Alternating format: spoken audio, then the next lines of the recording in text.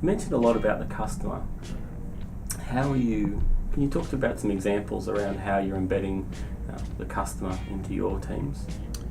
We've embedded the customer in our teams because really in our plants there is a temptation to think that plants can be somewhat isolated from the total business. And we had to open their eyes and say, look, hop in a car and within 5 Ks, we'll show you the product that you're making. And guess what? It's not on the shelf.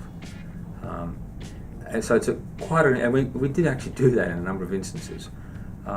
And once I know it sounds simple looking back, but once they realise that their wage and conditions and their ongoing employment future relies on that availability, it changes behaviour. So it was a culture changing move for us to get them to understand how important that customer is. It's the lifeblood of the company.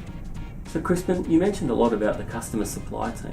Tell me, what are they doing that's making the difference? Well, the customer supply team is a critical connection between the customer and the people within Kimberly-Clark who have undergone this revolution in customer centricity.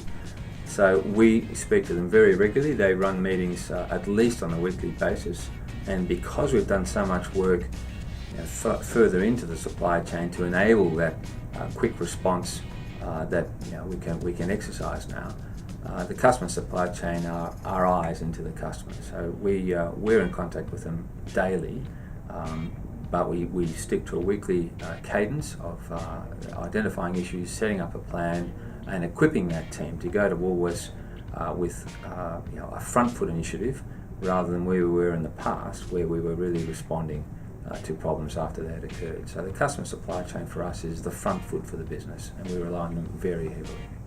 So since creating this team, there's been a lot of change within the business. What are some of the things that you're doing to keep that edge going and maintain that 98% case fill?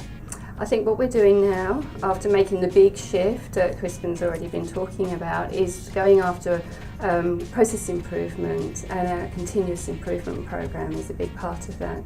So we're working with every part of our organisation and Woolworths organisation, identifying anything that we think could be done a bit differently, could be done a bit better, and we really leave no stone unturned now. So everybody's coming to the table with ideas, and we're really knocking off each one of those. Lots of these little incremental improvements are adding up to be one big change.